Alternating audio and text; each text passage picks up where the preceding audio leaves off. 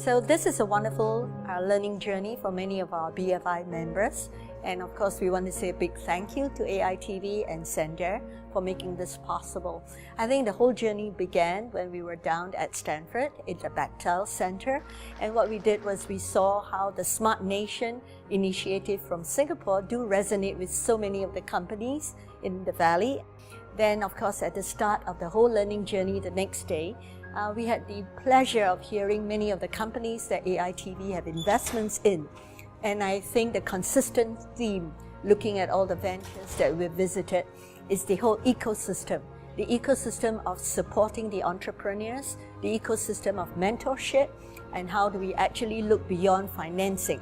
And I think what resonated with our next gen is, at the end of the day, it's never just about a business idea. When I came here, I actually found it very exciting because I was looking forward to actually getting to meet the people in the company. These are places that I've actually wanted to see. I've wanted to get in touch with them, but I haven't had a chance. What I expected to find was basically the type of environment that cultivates these great startups, these disruptive technologies. I feel that I've seen that. I think the culture here is great. I think if this could be sort of transported to Singapore, that would definitely help our landscape, the entrepreneurial landscape. The environment that what San Francisco have or Silicon Valley have that can cultivate such innovative thinking in this region, and that is so hard to replicate in many areas of the world, in fact.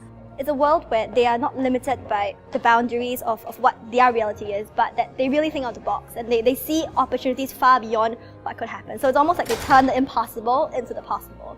And I think that's really phenomenal, and that's a spirit that I think all of us have been really inspired by.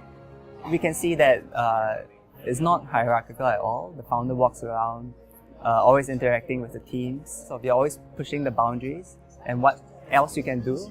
And I find that a lot of the common thread is all about efficiency, how to become more efficient, which I feel creates a barrier of entry for competitors, as well as always enhancing the customer experience. One aspect is the guts and the gumption to push through disruptive models. And disruptive models comes in many forms, in many fields. And you can see it being implemented throughout, from Uber to the coding software to the virtual reality software.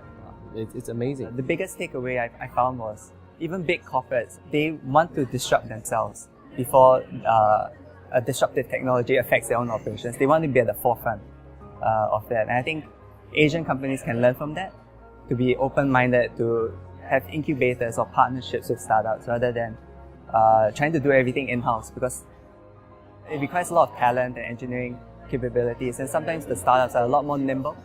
They are very singular focused on solving one specific problem, whereas as a company, you have a lot of other issues to deal with. So that was what I found was something that we can learn back in Asia. I think it was also an opportunity for the BFI team to network internally, spend some time together, to bond, to have fun, and really create that synergy even among ourselves.